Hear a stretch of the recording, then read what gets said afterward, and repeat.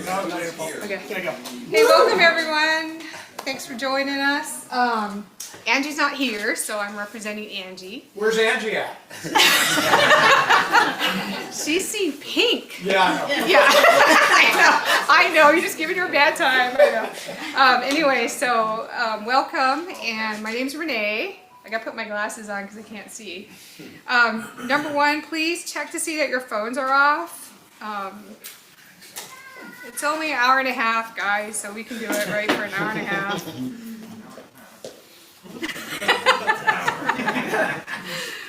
And then if you need to go to the bathroom's through the door, go into the main house through the sliders and then take a left. There's a bathroom there. Anytime you have to go.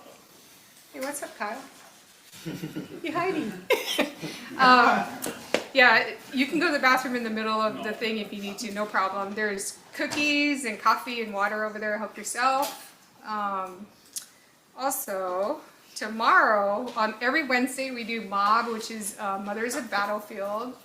And we get on a Zoom. You just have to text Angie if you don't have the link. And it meets at 11 to noon. It's any female. It's the girls. We chat and have coffee and talk about anything. Like, we'll probably hear about Pink concert tomorrow. I can't wait to hear that. Yeah, me too, I know. Okay.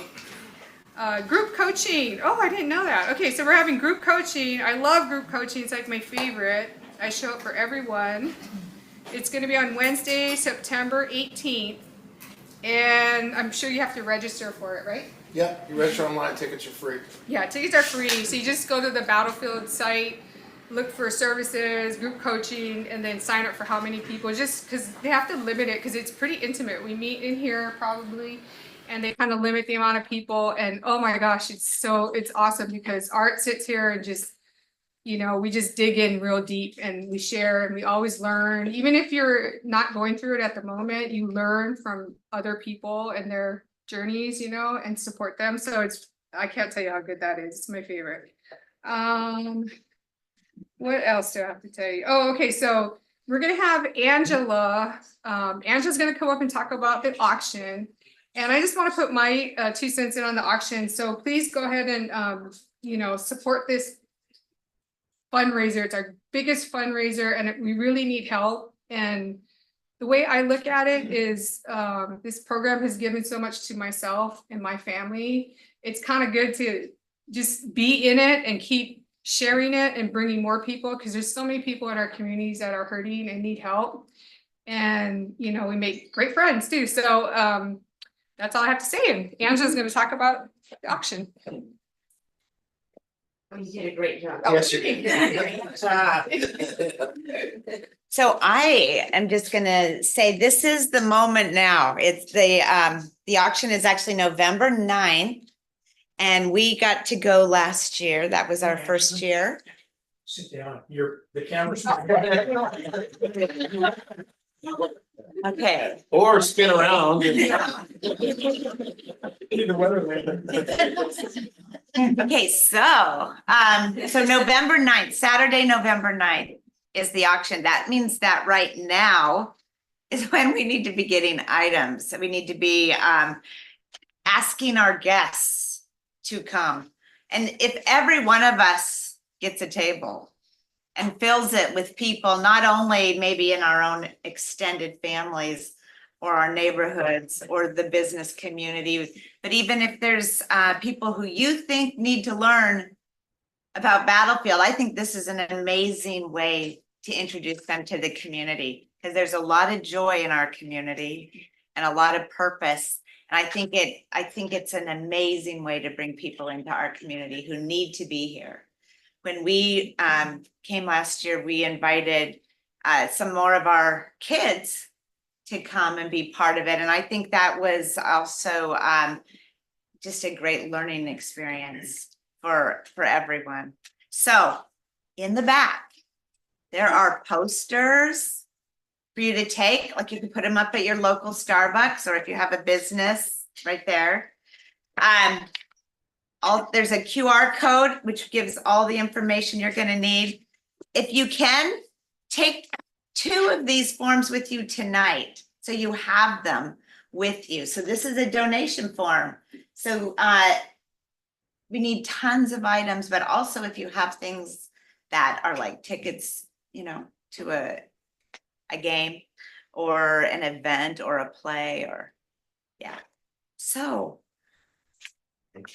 Angie knows all the complete details, but this is all in the back and, yeah. Okay. Okay, Thank we're a little you. discombobulated tonight. Great job. We do have to also have maybe before October 7th is Dave Reichert. So we got him locked in. Dave Reichert will be in the room. Also wanted that night, have you guys tell a little bit about what you've done in the community in Tacoma and what you guys have brought in and tell people about that on October 7th. So you'll be able to come and hear what they've done in the community that they're part of in Tacoma and what they're doing for veterans and chronically homeless people down in Tacoma. It's a big deal what the colonies are doing. So, and it's good. So they'll come tell about that. We'll have Dave Reichert here. The hot seat for the auction. Yeah. Bit more than ever, we need money right now. More than ever, we need money to, people are really struggling to be able to pay for treatment programs. They're really struggling to be able to pay for sober living, really struggling to, finance housing after treatment, all of it. And so for the first time, we really, not for the first time, but it's more necessary now than ever and more necessary for us to staff up and continue to help people. And so that's kind of, this auction's a big deal for us and we're banking on it. So if you know people, bring your rich friends, don't bring the ones with bring the people without. No jokes tonight, Monks? What the hell? No. Oh, really? Oh. I mean, you learn a little bit about, Yes. You're in the word. okay. We usually have Kyle's corny comedy corner. We don't have it tonight, I guess. Kyle didn't feel like being funny. So maybe I'll have some jokes. I was about 13 years old. I was actually when I was in seventh grade. I weighed a grand total of about 72 pounds. So I was 72 pounds. I was about 4'8", 72 pounds, and I was going to play professional football. That was the plan. I played football. I watched football since I was 5. Football was the thing. I was going to play. I was going to be a tailback. I wasn't very fast, but I still was going to play running back. That's what I was going to do. I also had a secondary backup plan, which was to play professional basketball. So I had these two plans, and I remember getting into 7th grade and seeing that I'm not getting on the court and I'm not getting on the field and I'm not big enough to even really compete. And I'm really small. And this kind of devastating thing happened in 7th grade basketball where I was like not getting any playing time, and I was like, oh, I might not be turning pro here. This isn't, and it was kind of dawning on me that this isn't, well, there was that. And I also wasn't like, I had these friends, my friends were all like Tolo King. You ever have a friend that was Tolo King? You know what I mean? These guys are good looking dudes. And I had like 4 friends and they were the good looking Tolo stat guys. You got the king and the prince or whatever they are. So there was them. And then I also wasn't very smart. So, grades wise and academics wise, I couldn't understand calculus or physics or anything like that. So I knew I was kind of screwed in that area too. So now I'm screwed academics wise, I'm kind of screwed sports wise, and I'm screwed looks wise. Kind of like, wow, what do I got to offer? I'm not killing it with the ladies. I don't have nothing going really. This isn't working out for me. But then one night my mom went to what was called Bunko. And she took her, and me and my friends were here. We were in 7th grade, and all of a sudden, I had a brother-in-law, and he was kind of a lowlife, and since divorced my sister and all that, but he was kind of a lowlife, so we could convince him to buy us some booze. So there we go. Mom goes to Bunko, 7th grade, Tuesday night, school night. I'm drinking booze. And I found when I drank the booze, it was like, okay, this is really good.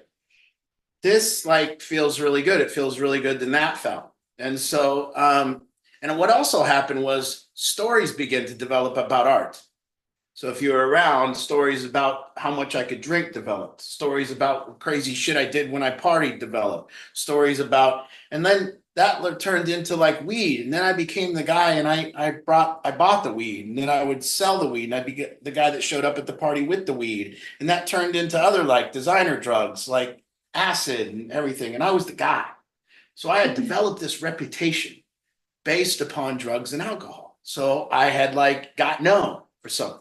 And it was cool because now people were calling me and my phone rang and I didn't have to worry about sports anymore. And I really got into this thing of Art's the party guy to the extent when I finally got in high school. I had to put a my where you put the fluid for your wipers.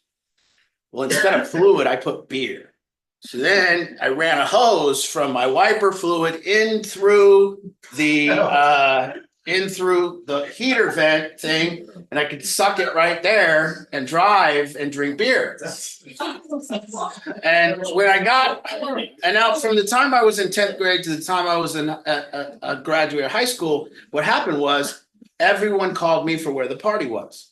So on a Friday afternoon, my mother would be extremely frustrated with me because I would come home to this house and it would be 3 o'clock in the afternoon and the phone would ring, and we didn't have cell phones. You young people, we didn't have cell phones, and we didn't have Facebook, and we didn't have any. We had the telephone. That's what we got.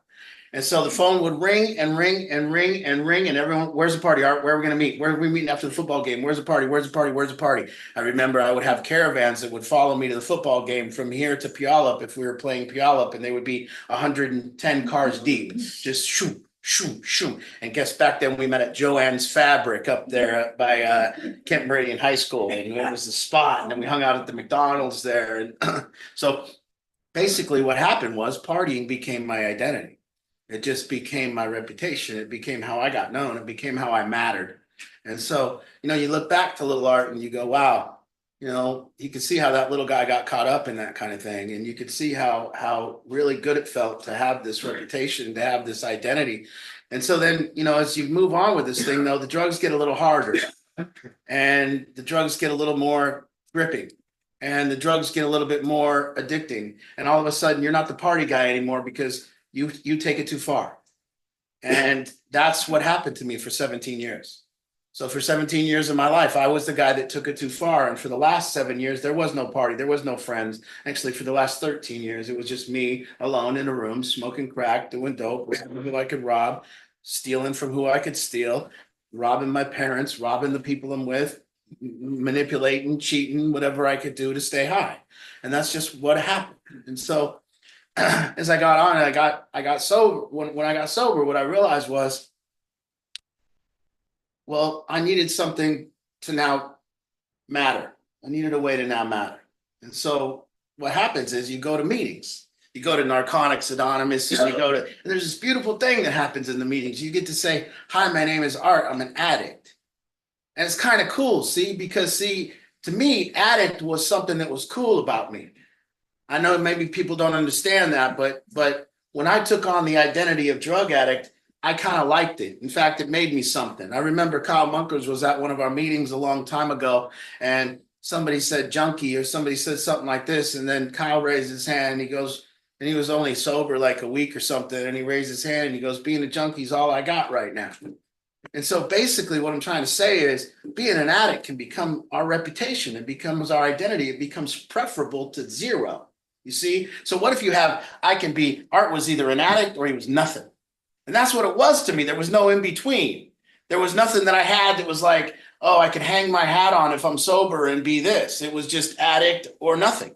And so what am I going to choose? You see? So to me, addict was a good thing, and it was my identity, it was what I did. And then I got to the meetings, and that's what they give you in the meetings. They give you a new identity. And you know what your new identity is recovering addict.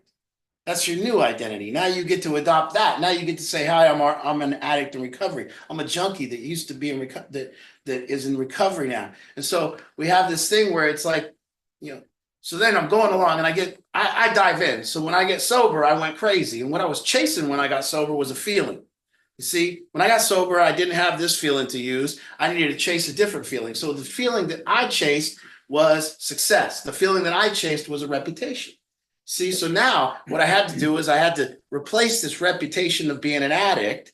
And what I had to do is I had to replace it with something that I thought made me look cool. So now I went after and I began to help people and I began to build my sober housing. I began to do anything. But really, when looking back, what I was doing was I was chasing a new identity. I was chasing a new reputation. You see, so around 2016, if you were around these parts and before 2016, there was a way that we treated addiction around here. It was this glorious way that it was treated. What happened was you went to a meeting and somebody that'd been there a long time told you to shut up. This is how we treated addiction and alcoholism. Somebody that had been there a long time and been sober says, you need to shut up. Keep your mouth shut and your ears open and listen.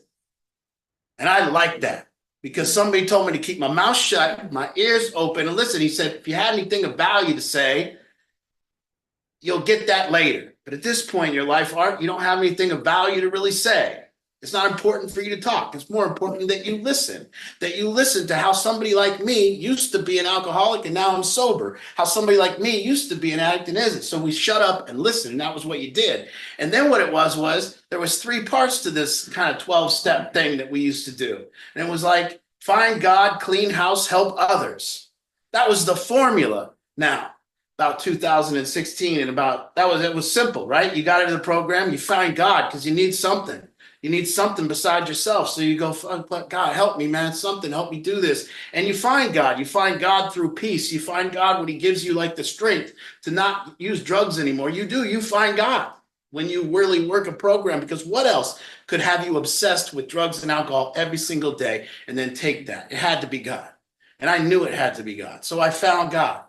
The next thing they said was clean house. That meant I must atone for my behavior. I must sit there and say, this is what I did. And it was demoralizing, the things I did. I did a lot of demoralizing things. I did a lot of things that put me to my knees. I wasn't a good person. I didn't act right. And I was very shameful that, the things that I did that I'm most shameful now, I'm most proud of now. See, the things that I did were shameful. I'm proud I did right now because they got me to where I had to go. And that's not the person I am anymore. So you find God and you clean house. That means you atone for your own behavior. You apologize. You look at what the shit that you did. You look, what did I do? And you atone. And when you atone for your behavior, you feel good. You feel like you've done something. I don't care if it ain't your fault. This happened. This happened. You need to atone for it. So we atone for it. And then what we did, once we've found God and atoned for our behavior, guess what else there is to do? Shut up and help others. That's what it was. Now I can sit there and learn from people that have been there longer than me, and I can help people that haven't been there. It was a beautiful system we had. About 2016, I imagine it was. Johann Hari was a guy, he came out with a TED Talk. I don't know if you remember this, but he came out with a TED Talk, and the TED Talk title was Everything We Know About Addiction is Wrong. That was the title. And the title was he was plugging a book, and he wrote a book called Chasing the Screen. And he studied Portugal and how they decriminalized. And he also went and they studied rats. He mentioned a rat study. And in the rat study, they put the rats in Rat Park. And they said, well, over here, the rats that don't have anybody to play with suck on the cocaine water and love doing cocaine. And the rats over here that do have people to play with and do have connection don't suck on the cocaine. And that was supposed to be his answer to why we're addicts, is because we don't have anyone to play with or whatever his thing is. It's a lack of connection and a lack of love, which is fine.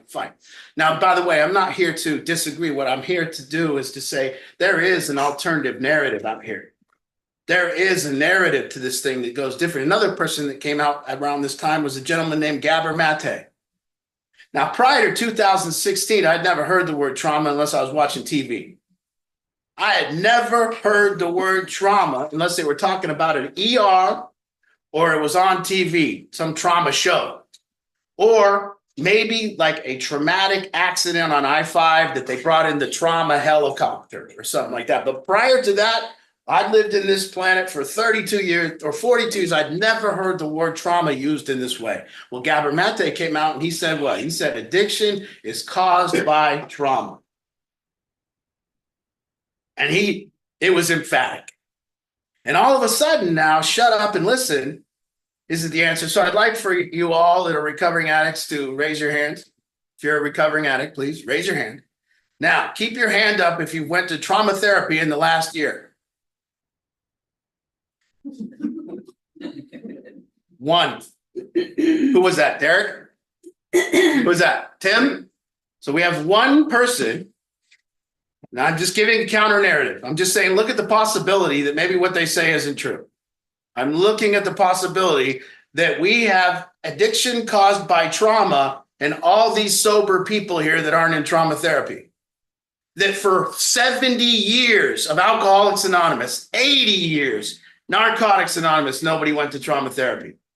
That maybe what they're saying isn't the answer. But I will say, what happened to me, see now, Gabor Mate and Johan Hurry, they come back, they've never, I don't remember somebody that hasn't ever been in war telling us about war.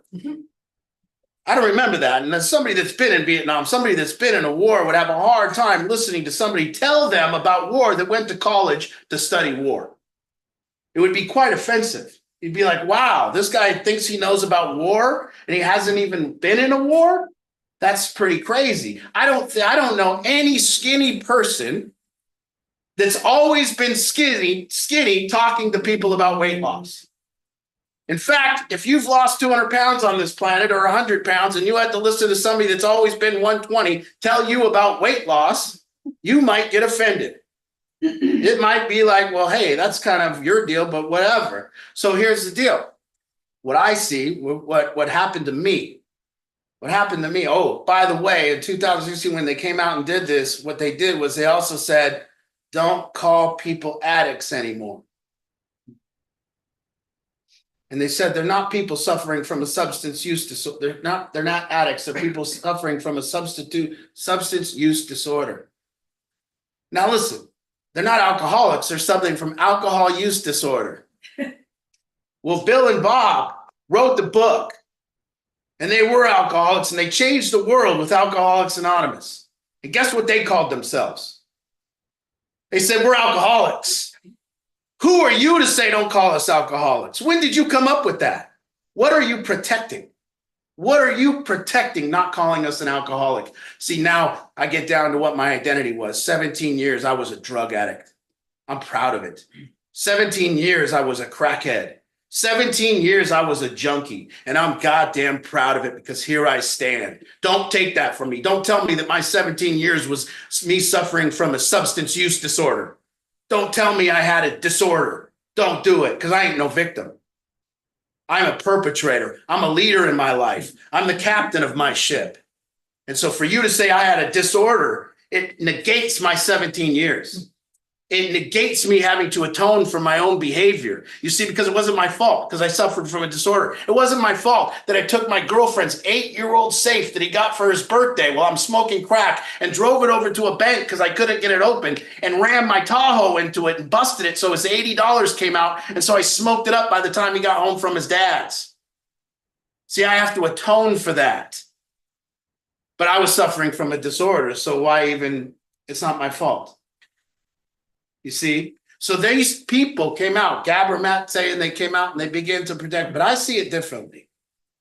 I see what these guys are, I see what we're suffering from. You see, there's restless, irritable, and discontent. What? So all of us, we're suffering from, everyone in this room, suffering from restless, irritable, and discontent. But what is it? What is restless? What's discontent? You see, what was the discontent in Little Art? Well, guess what it was? The discontent is a reputational issue. See, I argue that this is not a trauma epidemic, that this is an identity crisis epidemic. I argue that there used to be men with a lot of identities around here. Do you remember this identity? Military man? That was a good one. Remember how proud people were to be a military man? Remember this identity? Family man? Remember that one? Remember that guy that was a family man? Did it matter where he worked? Didn't matter. Didn't even matter how much money he had. What mattered was he called himself a family man. And we had a guy that was a family man. You know, hardworking, that was an identity. Union worker, that was an identity. You see all these identities, they don't matter anymore. So what are these kids going to do? How are they going to get an identity? Because guess what? The only identity that matters now, what? Influencer? None of these kids are getting out of school, and why is there an epidemic? See, I don't think that there's a drug epidemic because of trauma. I think that there's an epidemic because a lack of good identities. I think we're having a major identity crisis. I think we're having people who don't think they matter catching a feeling. And when you catch that feeling and you don't have an identity to get you that feeling in real life, and then you catch this feeling, guess what you're going to chase? You're going to chase that feeling. I say right now, there's people in recovery and they're chasing one of three things. See, you're either chasing an identity or you're chasing a feeling. So see, there's no trauma therapy going on here, but guess what there is? There's reputational therapy. Guess what these guys are trying to do? Everyone in recovery is trying to do one thing: rebuild their reputation. That's what they're trying to do. They're trying to feel good about who they are. They're trying to break this identity crisis that they had. They used to identify as an alcoholic or a drug addict, and that's what they did with their time. What are they now? Now, what if you call them and say, guess what, guys? Everything that happened in your addiction, all that's just a substance use disorder. So guess what you were when you were an addict? You were a victim suffering from a substance use disorder, and guess what you were? You were nothing. You were nothing. You see, homeless is a badge of honor. You know that. Thief is a badge of honor. It's fine. Criminal is a badge of honor. You know, they take away going to jail. You know, I'm proud of going to jail. I'm proud of it. They take it away. I'm proud that I endured it. I'm proud that I did it. I'm proud that I'm a man that went through it. I'm proud that I understand jail. I'm proud that I can get along with those men that are in jail. I'm proud I didn't get harmed in jail. But I'm proud of my jail experience, and I don't want you to take that away from me. And I'm proud to be a junkie, and I'm proud that I did the things I did, because here I stand. That's who I am. But you tell me I got a substance use disorder, man, I'm nothing. And don't take that from me, and it's highly offensive. So here I am. My name is Art, and I'm an addict. My name is Art. I'm a recovery addict. My name is Art, and I've rebuilt my life. That's what we say in the meetings. That's what they say in the meetings. And who came along and said, let's protect these people, but you weren't really protecting them. You see, so Gavin, they come by because, see, guess what? You can really help somebody with trauma. See, if you don't know nothing, but you get to open your mouth and say these people, see, by the way, families, I think some of you should also be a little offended too. I think a lot of families should be offended when we come from good middle-class family and we have 7 kids that were raised the same way as our 8th kid, and our 8th kid happens to be a drug addict. And then somebody comes along and says, guess what? That was caused by trauma. Guess what? That was caused by a lack of a connection. And you're like, what? We were on vacation together. We gave them everything they ever wanted. We connected every Friday and Saturday night. We had Sunday night dinners. What are you talking about? You see? So this to me was like, this is the counter narrative to the nonsense, because if we don't even know what the problem is, if we don't know that this is an identity crisis coupled with a supply of drugs, do you know this wouldn't have happened in 1950 in America? You could have brought all the drugs you wanted here. The men would not have done them. They were not suffering from identity crisis. They were men on the path to the American dream, and they didn't suffer from an identity crisis. So if you would have put drugs in my dad's hand in 1959 when he was about to join the Marines, and you piled fentanyl pills in my dad's hand, he would have knocked them out of your hand and said, I'm a Marine. I'm a military man. Semper Fi. You see? Because we had good identities back then. Now, what's an identity? I'm a tech guy. I'm an influencer. I'm a TikTok guy. What is it? Why doesn't people rest their hat on family man anymore? Do you know any good family men in your life? Name one. Name one man that considers himself a family man.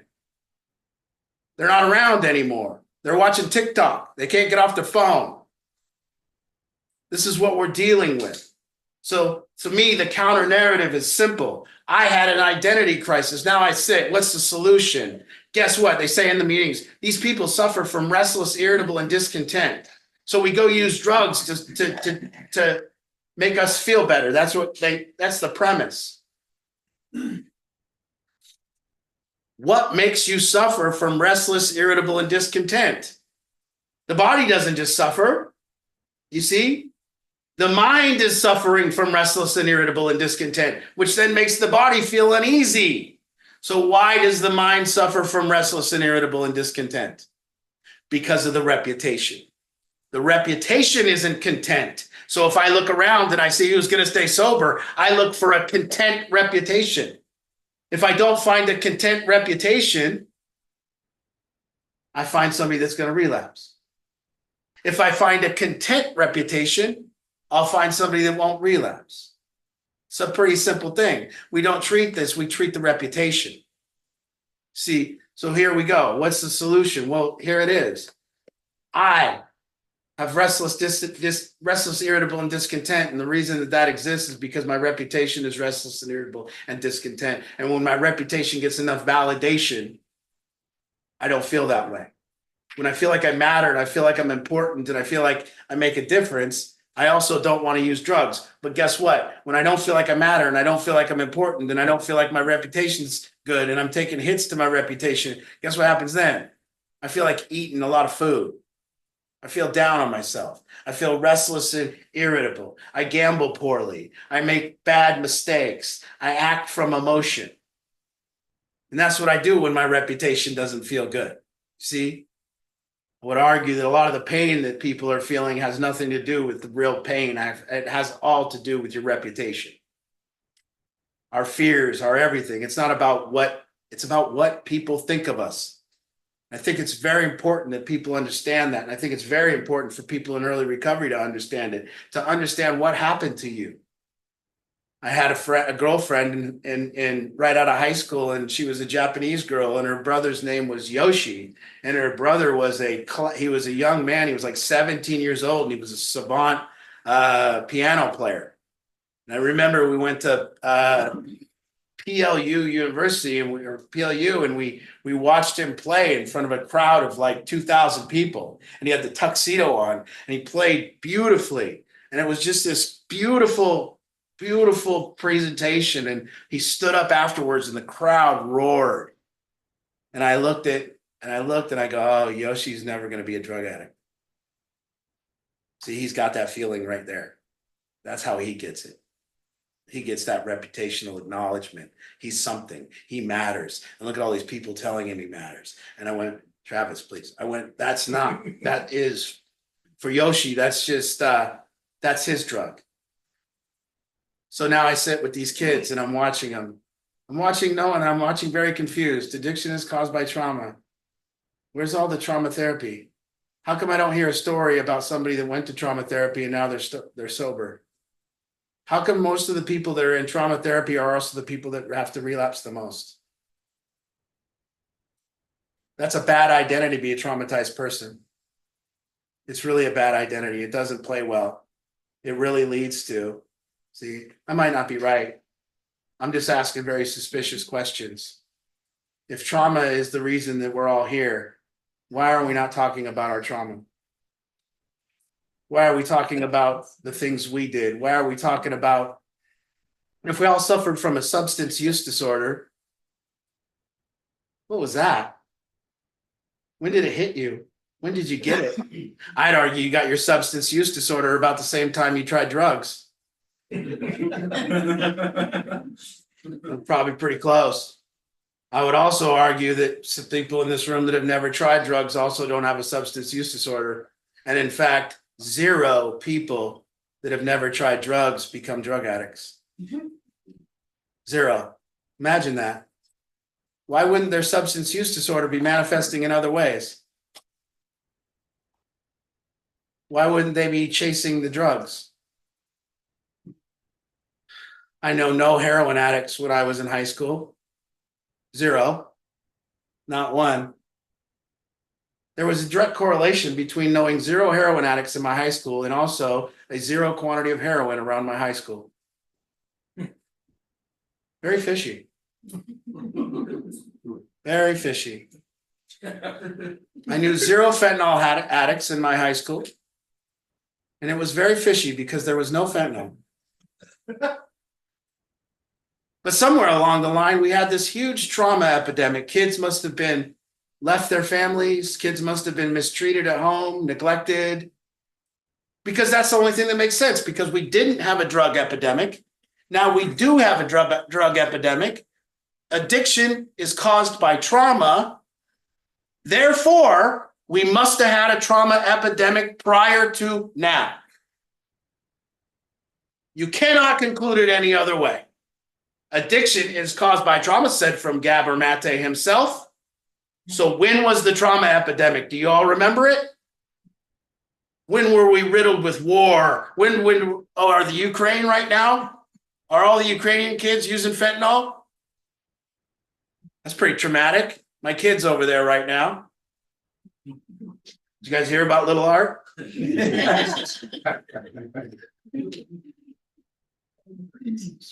Just so you guys know, Little Art is now 11 weeks along in the Ukraine. He's actually, believe it or not, he's walking already. I heard the other day he just completed his first book. This dude's reading. Same time he's growing feet. He's out there, it's like, fine. I'm like, Little Art's got to grow his feet and read books at the same time. Yeah, he's just a genius. So, anyways, I know some of your kids didn't walk till they're like out of the womb, 2 years old. Okay, I'm sorry. You know what I mean? My kids just doing a little. Anyways, he's over in the Ukraine. They're bombing like 90 miles away. So now I'm, and it dawned on me today because Gabor Mate was talking. By the way, I've read the books. His book was called In the Realm of the Hungry Ghost, and I read it. And in the Realm of the Hungry Ghost, he talks about trauma in the womb, even. And he talks about that as being something that could cause addiction, is trauma in the womb. And now it went to me today, and I'm not just saying everyone's wrong. I'm saying look at the counter narrative. But I went, oh shit, Little Art's getting traumatized in the womb right now. He's going to come out addicted. So, again, we're doing a counter narrative of everything. We have Jonathan Cho coming this week, and he's going to be doing stories on us, and we are the opposite of what they say. If I see something and it says something about addiction on it, the first thing I used to actually read a lot of it, but the first thing I do when I see something on addiction now is I throw it to the side and I make sure I don't read it. Because see, what they say gets us here. What we have is a situation where drugs and alcohol in our country are getting worse, where people are suffering more from addiction than ever, if they're even suffering, but relieving themselves with addiction for more than ever. It's getting worse and worse, and everybody says they know the cause. I don't care about the cause, but I know that the solution is mattering. I know that the solution is responsibility. I know that the solution is accountability. So whatever the cause is, how do we treat it? And guess what these guys are doing here? They're not treating it with trauma therapy. They're not treating it with victimhood. They're treating it with responsibility, and they're bettering their reputation, and they're atoning to their life. They're accounting for the behavior that they did, whether we can call it their fault or not. And my fight is with the people who aren't in addiction, who haven't experienced it, who want to protect drug addicts from the purity of that experience, who want to protect them from having to atone for their crimes, who want to protect them from having to atone for their mistakes they're making that end up in jail, that want to protect them from everything. Protect them from bad words, protect them from being labeled something. And it's tiresome to see these people do that, because I believe that the people that want to protect drug addicts have a sickness. It's called codependency. It means they're codependent and they want to save you from your behavior so they feel better about themselves. Codependency is when we have our identity resting on the identity of another human, and us saving them makes us feel better. That's called codependency. Well, we have a codependent government. We have a sick government who wants to now be heroes and allow for and to protect people that are behaving very poorly, all in lieu of, and they say it's not, but it is, for their own identity. So that they can go to the meetings and they can go to the dinners and say, this is what I did to do this. And that's not everyone. There's purity in it. There's purity in standing behind and raising money and helping out. If I have a cause and I don't know anything about it, like cancer, well, I can send money and I can donate to the organizations that are doing good work. And I can partner with those. But I can't tell a cancer survivor that I know what it's like going through cancer. That would be unheard of. And I can't label them or tell them they don't want their, we don't call them cancer survivors anymore. You know, by the way, my mom was, I always see cancer survivors, to me, cancer survivor is a very offensive term. I was with my mother as she was dying of cancer. I spent every day with her. My mother went from 120 pounds to 115 pounds to 110 pounds to 105 pounds to 95 pounds. The one time she called me on the phone and I was gone, and she just called me out of the blue, and she was talking and she was walking, and she walked and I heard, oh, my little mother. She goes, oh no. And I go, what, Mom? And she goes, I just hit 82 pounds. At the same time, we were watching The View and they had some person on there, and I can't remember who it was, and they were proclaiming surviving cancer. They called him a cancer survivor. And I looked at my mom and I looked at that person and I go, I wonder what my mom's doing different than them. I don't know about that, you see? But I'm not a cancer survivor, so I can't talk about it. I can't say how it should be. But I will tell you that the people surviving cancer and the people not surviving cancer are doing very similar stuff. Sometimes cancer just takes people and sometimes it doesn't. But that's just another form of, coming in and talking about shit I don't know. But I knew about it with my mother and I wanted to protect her from that.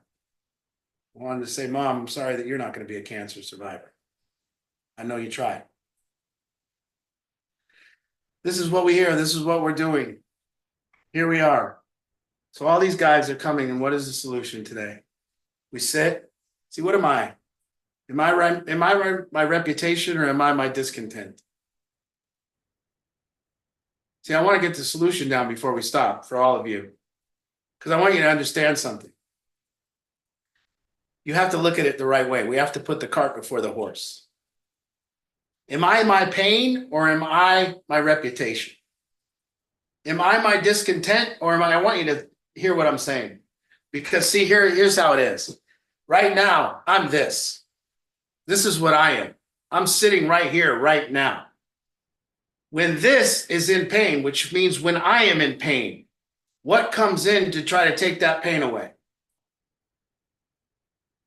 You see, when you're sitting in pain, when you're sitting in discontent, something comes in to try to tell you to do something about it. It also tells you why.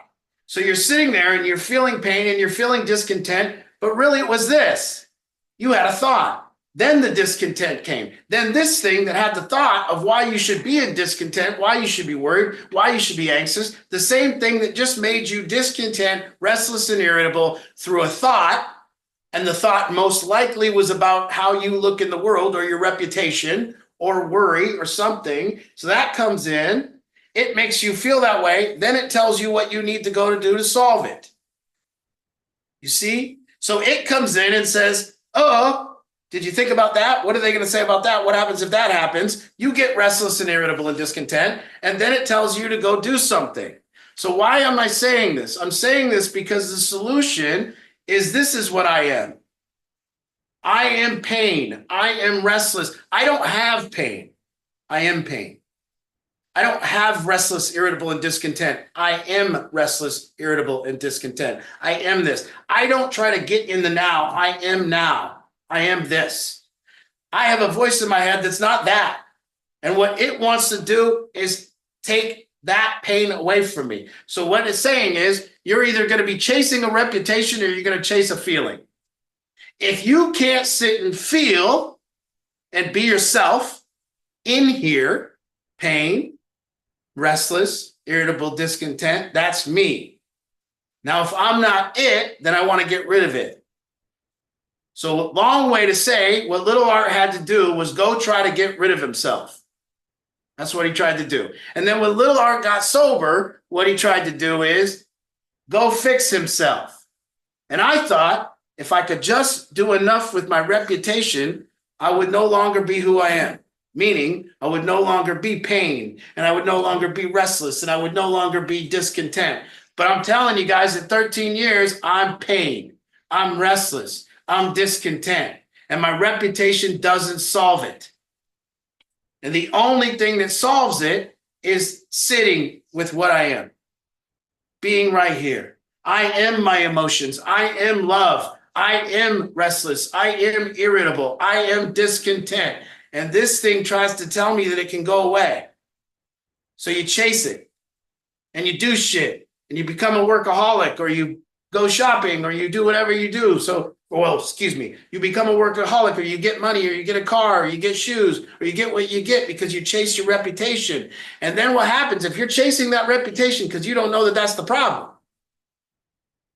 When the reputation breaks down and the unease comes back because the girl broke up with you, the car went away, you lost the job, and now guess what? All that's left is you again. Now you don't got the reputation, you got to be there, but you're not used to being there because you ain't practiced. So now you just got to sit there, but you can't sit there because the reputation's uneasy and it's saying you got to go do something. So then what do? You go catch a feeling. You say, let's take this away. And guess what? Then you go take it away, and you might take it away for a year. You might take it away for 2 years. You might take it away for however long you want to take it away from. But guess what? The moment you wake up from detox, reputation issues right back again. Look what I've done. Look what these people think of me now. I'm a bigger loser than I was. See, there it is. So it's important for me to help you guys understand the problem and the solution. If the problem, and just entertain it, is not trauma, but the problem is actually an identity crisis. And then we say, well, you know what I'm going to do? I'm going to replace that identity and I'm going to chase it and I'm going to get a better one. I'm just telling you, at some point that won't work either. And so what works is actually seeing what's going on, learning to be in here and being what you are. To sit here, to ground yourself in this body, to have your reputation go, come on, man, go do something. You can't just sit here. You got to tell them how cool you are. You got to go get something new. You need to go get a better job. You got to go fix that. You got to go do that. You got to go. And it doesn't do any good to sit there and do this, because that's just covering it. That's just covering it up, just staring at your phone. Now you're not feeling it all. You're just zoned out. So what I see is kind of 3 options here in recovery. I see people doing 1 of 3 things. They're either chasing a reputation, they're learning to sit, which would be the right way to go, or they're not feeling it all and they're zoning out and they're sedating themselves with the phone. But when you're doing these 2 things, chasing a reputation and learning to feel, now you're living. Now you're living because you're atoning in your reputation. But what do you want from that reputation? See, I used to love the reputation somebody had when they were a hard worker. That one's kind of went out the window now. It's better to cheat your company and work as little as you can and make as most money. It is. People think it's cooler. So hard worker, that's out the window. Don't be one of those. You're a sucker. You're working for the man. Remember when somebody used to be a company man? You know, we got a lot of great people in this program, and I'll tell you the greatest people that we have that come to the battlefield. They're Boeing employees, retired. No, I'm saying because Boeing people were company men and women that served Boeing, worked hard. That was, you know, they weren't drug addicts. So if we can see all the nonsense and get it away and go like, look at what's going on. And I can see the kids right now, they're chasing a reputation or they're sedating themselves with their phone. And I'm begging you to learn to just be who you are. Learn to sit in here. Learn to not use your reputation as a feeling, and learn it's just a thing that happens. A reputation should just happen. But see, we want to build it. We want to make it happen. We want it to be faster than it's going to be. But remember when a reputation would mean the guy's very honest? Remember when that one was cool? Remember when an honest person was a good reputation? Remember when loyal was a good reputation? Remember was a friend was a good reputation? You know? Remember when integrity and morality, and remember like your word. You know, remember these things? Respect. See, so somebody's reputation was built on that. It wasn't about what they did. It was about who they were. Somebody could have all the money in the world, live on lake tabs, have a beautiful home, but if they didn't show up, they weren't your friend. You got rid of them. They don't do what they say they're going to do. They don't show up on time. You see? So I say what's happened to America is not a trauma epidemic, but a major identity crisis, a major sedation. People not involved in their own lives, spending 9 hours on a device, staring at other people who are influencers, and then we all revel in somebody like the Hawk Tuah girl, who has now become a millionaire and one of the most important people in our society. If you don't know, you don't know. And if you don't know, you don't want to know. It's not a good thing. No. And we revel in this. And we are in the midst of an identity crisis and, of course, a unheard of supply of drugs. And that is meeting that. It's not trauma meeting drugs. It's not people in pain, real pain that have been disenfranchised and abused. And that I'm not saying people haven't. I'm not saying people haven't been through trauma. I'm not saying that the cancer survivors aren't working their ass off. I'm not saying all that ain't going on. I'm not saying that there is no addiction caused by trauma. I'm not saying any of that. I'm saying there needs to be a counter narrative, because without a counter narrative, what we do is we allow for people to be on the streets and go to the bathroom and smoke drugs in front of our kids and steal and commit crimes and rape and ruin our businesses and ruin our society, and they never have to atone for their behavior. And there has to be a counter narrative to that. And the people that we've been through it need to stand up and go, "Why, we're getting conned. We're getting conned, and we're empowering people that are behaving poorly." You know, I think we should stand up for adulterers. That's a real mean name to call people. If a man is cheating on his wife, we need to say he's got a disorder. Seriously, poor guys. I have a one-woman use disorder. I need like 9. And to fulfill my disorder, I have to go out there and use women. And please don't call me an adulterer. That's very offensive and it hurts my feelings. But we wouldn't do that. And I can't believe we call them cheaters too. Cheater, what an offensive word. He cheated? Oh my God. Where's the people protecting these people? It's polyamorous. Yes. I love polyamorous. I always heard that word, and what it always meant 100% of the time since I've ever heard it, it means a girl that's convinced a dude that she needs to sleep with a lot of other dudes. That's every time. And the girl's like, "I'm polyamorous, and that means you need to let me sleep with other men." I never see the benefit to the guy yet. Polyamorous. Aren't we all? You know, wouldn't that be a better world? No, we're all monogamous. Did you just look at that girl's behind? No, honey. Angie points. She nudges me and points. Look at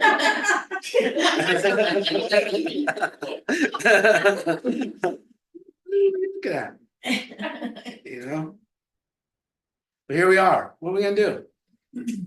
We gotta get it straight. Listen, we've been through war.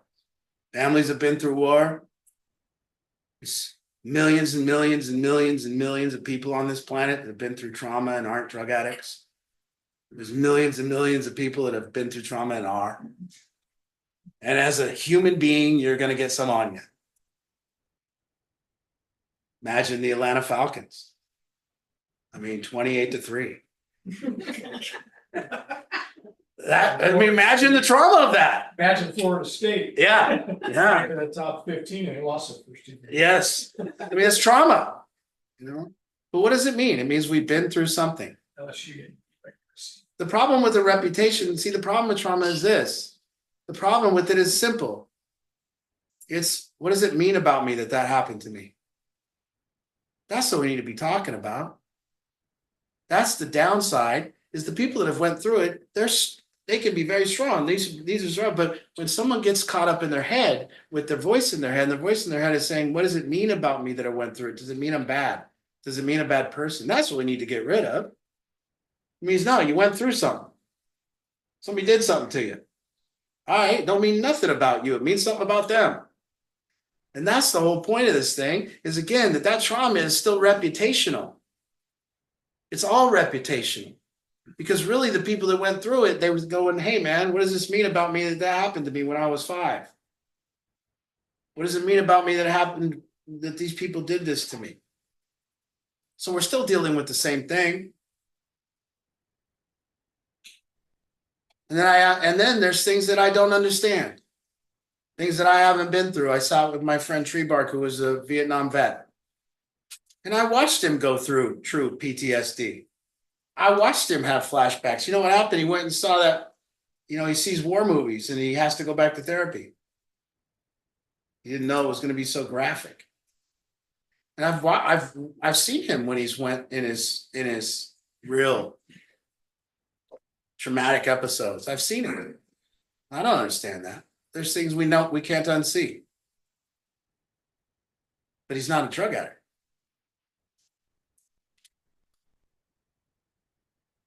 I don't know. The point is simple for me. Everything I'm hearing out there is making it worse. There's not much making it better right now. And we need to make it better. And so there needs to be a counter narrative. There needs to be a different direction. There was a very old school approach that we took. Whether you went through it, whatever you went through, for the little while, I want you to just shut up and listen and help others for a minute. Be of service. That's what he said. You've been sucking society, your family, you've been hurting people for a long time, you've been behaving in a poor way. Why don't you just push in the chairs and serve the coffee and zip it for a little while? And it worked. It worked marvelously. And then somebody got in, they did their own thing. They atoned for their behavior and cleaned house. And in that cleaning house process, yeah, maybe there is some therapy you need to go to. So in that cleaning process, maybe there is an inventory that you need to take of what has happened to you. So do it. And that's what we do. So we find God, we clean house, and by cleaning house, we look at the traumatic events that happened to us. We measure them. We take responsibility for things. We deal with them. So what? That's pain. That's life. That's human condition. That's what we're doing. But that doesn't need any protection. That doesn't need any excuses. We don't need to give people more excuses than they already have. We need to say, hey, listen, that happened. You know what you got to do? I always say the same thing. You got to put one foot in front of the other and you need to take medication or you don't. That's it. You've had you had trauma, you have mental health problems. Guess what you're going to have to do? Put one foot in front of the other, take medications or not, make a choice. Go to therapy or not, make a choice. Write it down or not, go make a choice. Be a survivor or not, make a choice. So you don't take my identity away, because I was a junkie, I was a crackhead, and I was an addict. And that's what I did for 17 years, and I was busy. And I stayed busy, and I'm damn proud of where I came from and what I did and what I've come back from. And now I'm an addict in recovery. And I'm an addict in every sense of the word. I'm a reputation addict. I'm a food addict. not really a shopping addict, but I'm a feeling addict. I like adrenaline. I'm addicted to it. I'm an adrenaline junkie. Oh, by the way, no, I have an adrenaline substance use disorder. Can't call myself that. But I got to deal with it. And guess what? What I do is I sit with this. Little Art couldn't do that. He had ADD. He was jumpy. He went like this. He threw a ball around. He couldn't sit still in the room. My sisters and my mom spent years of my life going, Arthur, sit down. And I was hyperactive. And now what I do as a solution is I sit. I put my phone down and I sit for 1 hour. And it's brutal and excruciating and hard. And I do it. And the whole time my reputation says, go do something. Go call that person. You got to line that up. How come you haven't got that plan for next week? How are you? You're going to run out of money. You got to hear, what are they going to say if you're broke? You got to get some more money, Art. You got to go. Oh man, what about your car? You're driving around in Angie's Bug. That's crazy. You look like an idiot. They're going to think you're gay. I mean, on and on and on. I just drove to the house in Angie's Bug. Geez, they're going to think you're gay. Are you going to? Well, maybe you are. There's nothing wrong with that. And there you go. And then you sit and you try to shut it up. And then it goes more. And then you breathe and you sit. And guess what I've had to learn? My whole life is about Little Art being inside here. And guess what? This thing wants it gone. What this wants is it wants Art to disappear. Because art is pain, art is love, art is emotion, art is restless, art is irritable, art is discontent. That's what I am. That's what I identify as. That's what I am. So I sit here and I identify as that, and I'm foreign. This foreign voice is not me. And if you look at it as a foreign voice and not you, if you look at it, somebody else's voice and not you, and you sit there and you listen to what it says, that's not you. So I want you to listen to seeing what it's up to. Because that voice in your head is up to what people think about you. It's up to whether you have enough money or not. It's up to whether your kids are safe or not. It's worrying. That's what it's up to. And it's worrying because what it means about you that these things happen. And if you try to sit, you'll see why we use drugs. Because when this is going and going and there's no outlet and it's not getting better and you're not mattering, you want to go catch a feeling. So the same feeling that Yoshi got when he played that piano and he stood up, that's what I got when I took a hit of crack. Boom. No voice in my head. Pure presence. Whoa. There it was. But the solution has never been for me. It's learning to be in here, and no one else can teach me that. No one else can teach me how to be in here. No one else can teach you how to be in here. No one. You got to be in here. And if you spend your days sedated on your phone or chasing a reputation, you'll never learn how to be here. And by year 5, you'll be doing some other messed up shit. You'll chase it in a different way. You'll be fat like me, or you'll be over shopping, or you'll whatever it is. So we have to practice being in here. That's it. I wish I could have little 12-year-old Art and have my parents to tell me and make me sit there. Sit there, you're enough. Sit there, you're enough. Sit there, you're enough. Because I needed something to counteract the voice that told me I'm not. And it doesn't just say you're a loser, you're not enough. It says go be something. So it's not generally just saying to me, I'm not enough. It's saying go be more. And you'll see it if you sit there, and you'll see the dilemma. It's right there, you and it. And once you figure that out, then you'll know where the cause is. Because you want to shut that up. And guess what? As soon as you took that hit, all of you, as soon as you took that hit, guess what you were? Enough. And you knew goddamn well you were enough when you took that hit. The confidence that it brought in, the ability to talk to people, the coming out of your skin. You know you're enough. And you went, this works. Why did it work? It worked because the first time you weren't dealing with your identity crisis, and for the first time, you were now feeling like someone. You were now feeling like you matter. So here we go. Now we can't use that no more. So we got to sit. We got to learn to be in here, each one of you. And guess what this thing's going to do? Blame other people for how you feel. Why did my parents do this to me when I was a kid? How come that happened to me when I was a kid? Shut it up. It's nonsense. See, by the way, the same thing that tells you there's a problem, then tells you how to fix the problem. Listen, look at it. It'll tell you there's a problem, make you restless and irritable and discontent, and then it'll tell you how to fix the problem. But guess what? You've always felt like this, no matter what you've ever fixed. How much shit have you fixed? Why is there still a problem? That's a lot of shit to fix to have a problem still. I just spent 13 years in sobriety trying to make this go away. It don't. All right. Now I got another problem. I'm addicted to my phone too. I'm gonna make it happen on that thing. The text's gonna come in, something big's gonna happen, dude. Every time I look at it, something big's gonna happen. You're gonna be famous, Art. Oh. Every time I look at it. Nothing again? Nothing again?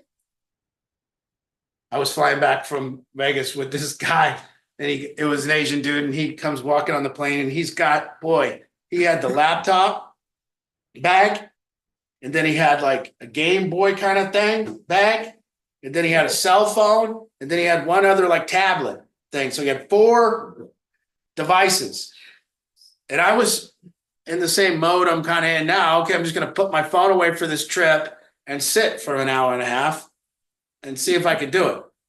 But then this guy was rotating before all 4 devices. And he would put it in the pocket and pull it out, and I'm sitting next to him, and he's pulling shit out, looking at shit, and texting. He's got his laptop up, his tablet over here. I'm like, you ain't that important, man.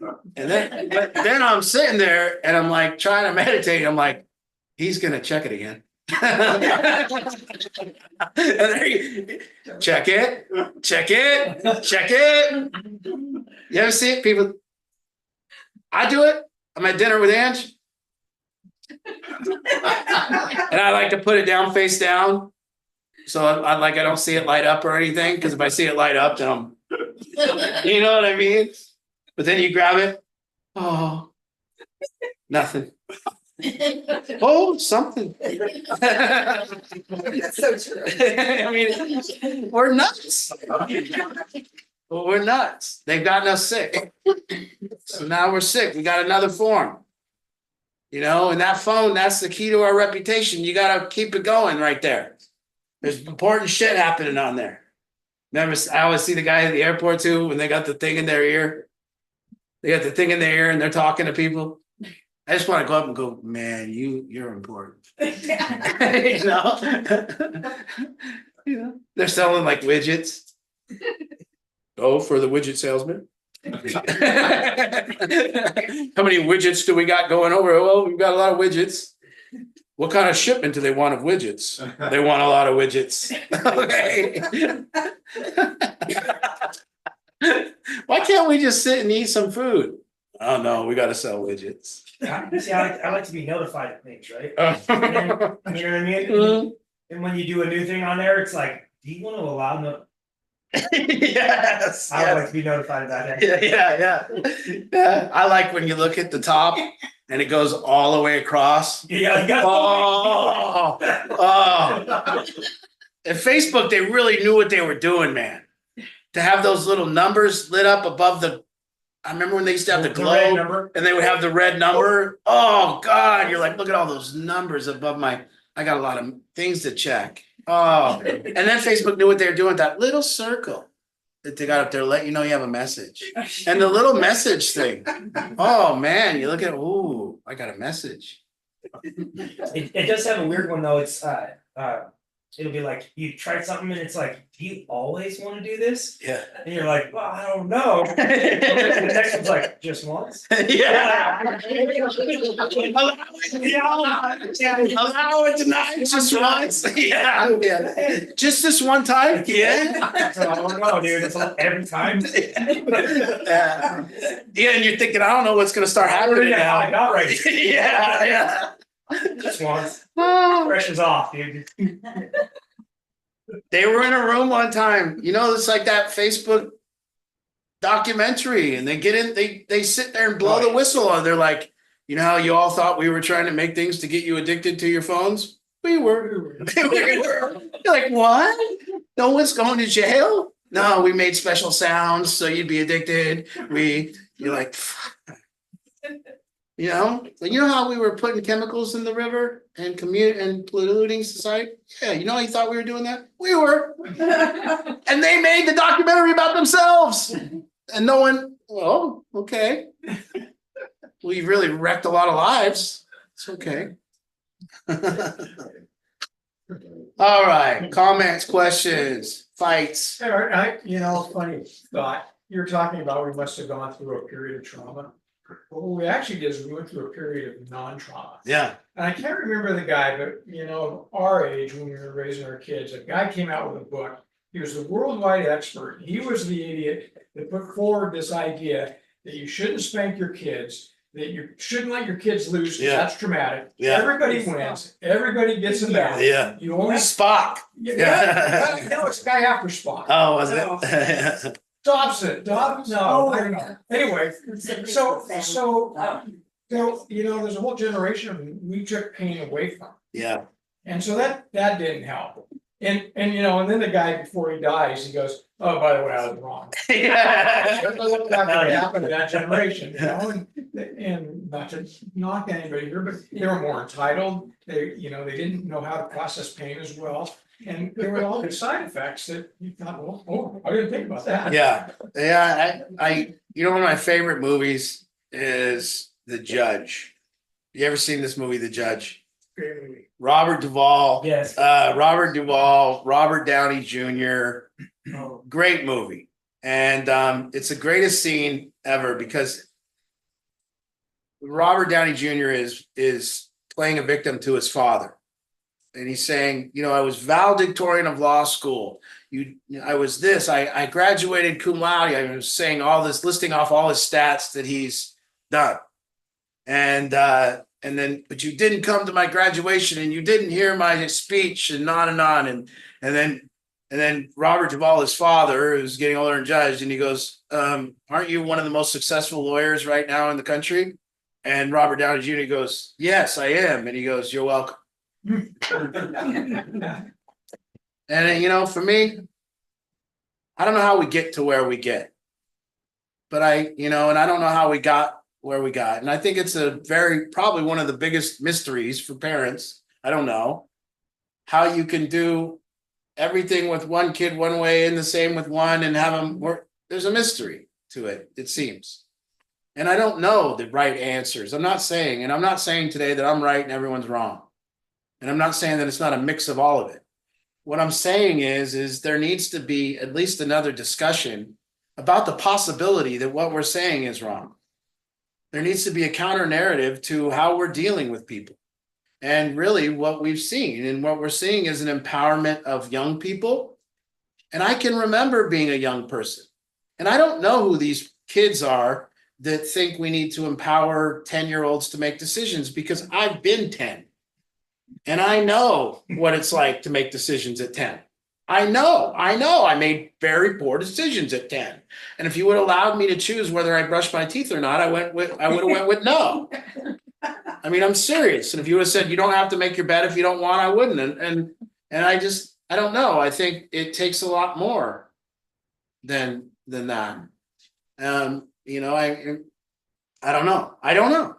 But I am saying there has to be a counter narrative and a middle ground where, yes, there are parents that don't hear their kids, and there are parents that don't empower their kids, and that does happen, and there is abuse, and there's all that stuff, but the pendulum just swung to crazy. And in my opinion. And I don't know where we find that, but and the pendulum swung to crazy with how we're dealing with people that are behaving very poorly. And I think if we're gonna deal with people that behave poorly, then you see, to me, what they told me was that addiction was a disease. And what I learned about that was what necessarily the disease is. And the disease of addiction, in my opinion, the definition of it is the justification and rationalization process that allows me to continue to use drugs regardless of consequences. So I'll say it again. I have it. I have a justification and rationalization process that allows me to continue to use drugs regardless of consequences. And once the consequences got too great and the pain was too great, guess what? My disease went away. You see? So I can know the reason I don't use drugs and alcohol anymore is I can no longer justify and rationalize doing it. I can't. Simply said, I still can justify and rationalize eating pizza when I know it's bad for me. So if drug addiction, I still can justify and rationalize a lot of other things, you see? So I think all bad behavior is a disease.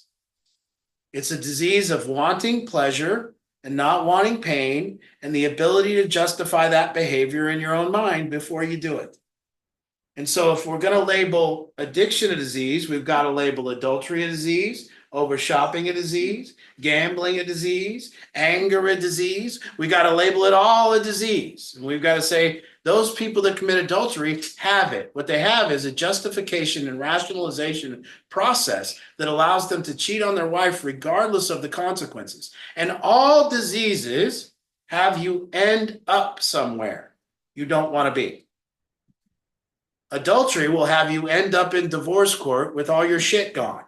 You see, you don't want to be there, but you ended up there through a process of rationalization. Overeating will have you obese, and you ended up there through a process of rationalization. Smoking cigarettes will have you with cancer, which is also a disease because you justify and rationalize smoking cigarettes regardless of consequences. And it goes on and on and on. So for me, if we're going to protect one population, we need to protect all bad behavior and just say we can't shame any of it because we all have it. So, and to me, this other last part of it is stigma. I think they've stigmatized families. That's what I think they've done. So when they say we need to remove the stigma, I think it's stigmatized family. By saying that addiction is caused by trauma, you're stigmatizing a family and you're making them not want to talk about it because they're afraid that their kid got traumatized. When they say addiction is caused by a lack of connection, you're stigmatizing a family because now you're saying you didn't connect properly with your kid. So I think that's where the stigma is. But they say we need to take the stigma off the addict. In my opinion, we need to stigmatize addiction worse. In my opinion, we need to make it a shameful behavior to smoke drugs on the street in front of kids. As shameful as we have made smoking, at least. So at least if we're going to shame smokers outside of a restaurant, at least we could shame the fentanyl smoker and tell him he's got to go too. But to walk outside of a restaurant and look at one person smoking fentanyl with his pants down and one guy smoking a cigarette and go, ew, you need to get away from me 10 feet away, and to ignore that guy, all to spare his feelings is insane. Guess what? Because this guy doesn't even have drugs to get his feelings spared. He's got to face the pain of being shamed. This guy's got plenty of drugs. He's not enough. He doesn't even feel it. Oh, man, I got a lot of work to The do. same smoker is gonna look at the fentanyl guy and go, oh man, I need so bad. Yeah. But I do think families have a hard time talking about it. I think that's a problem. And I think it's because of those reasons. And I think families, what I would tell families is you did everything right. You did what you did. Your kid's a fentanyl addict because there's an enormous supply of fentanyl coming across our border. And when you touch the stuff, you get really addicted. It's quick. And so while you had little light bouts of acid and cocaine and smoked a little pot, their parties don't have those drugs anymore. Your kids' parties have fentanyl and foil and meth. And that's a problem. Because those ain't drugs that you just do socially. And the reason people didn't get it, we didn't have heroin addicts because there was no heroin. We didn't have meth addicts because there was no meth. Now, by their logic, all the traumatized would have been driving down to Mexico to get the fentanyl. But that's not what happened. It came here. And now it's here. And now there's problems. And those problems can only be treated with accountability. Because we have to give people a reason to not justify their drug use. And if they can rationalize and justify using drugs, and then we give them more excuses, then we're going to enable their disease. Because if their disease is a disease of rationalization, now they can rationalize sleeping in a park. Now they can rationalize peeing on the street. Now they can rationalize laying there naked. Now they can rationalize smoking drugs in front of your kids. Why? Because they got a disorder. And that's what their own brain is telling them. That it's okay to do this. So they have to rationalize that behavior before they do that, but it's never okay. And we have parents rationalize smoking fentanyl watching their kid. And CPS says keep them together. Don't break up mother and kid. And we're letting that person rationalize more and more and more, and their disease is flourishing. And then we're saying not only that, you need money. So please go steal up to $950 at any store you want, and we won't arrest you. And that's not going to make it worse. What if we glorified and started protecting men who cheat on their wives? And I'm serious. It's not your fault. In fact, there's a store down here where there's plenty of women, and you can come and you can treat your disease. And no one can shame you, and we're going to take the stigma off it, and God dang it, then how many men could rationalize cheating on their wife? Would that make it worse or not? You tell me. But we stigmatize it because it's a bad behavior, and that helps people not be able to rationalize it.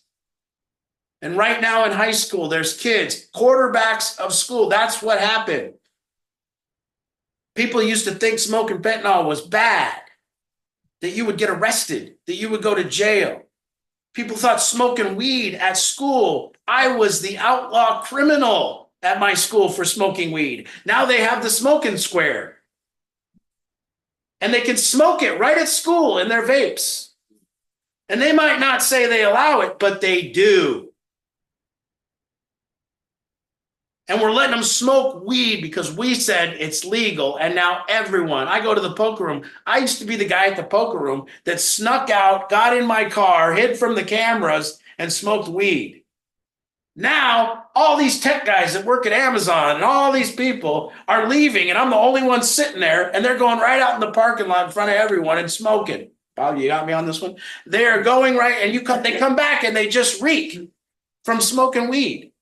And we've told people that this is good and legal and this is okay. Is smoking weed making people better or worse? Worse. And I would love to be in the government boardroom. I'd love to be in the House or the Senate when they were just saying, and try to explain how it's not for money. Explain to me how 16-year-old kids being allowed to smoke weed isn't for your own financial gain. Please tell me how you want your kid doing it. Well, here we are. Anyways, rant. Any comments, questions? You could disagree with me, and there's a lot of people that disagree with a lot of things I say, and they should. Because I'm not saying everything I say is right. I'm saying everything I say is a possibility. And I'm saying it's a really scary possibility when you think about what you heard tonight compared to what we're doing. And if you think about what you heard tonight, and if it sounds kind of right, then what is all the drug treatment places doing, and what are we doing when we're not understanding the problem? See, I can look at a kid like Justin, or I can look at the kid in these rooms, and I can see it. I can see what Justin needs. He needs two things. He needs to learn how to handle his reputation, and he needs to learn to be inside here. He needs to take responsibility and be held accountable for his behavior, and that'll make him a better human being. Anyways, thank you for coming tonight. We'll see you all next week.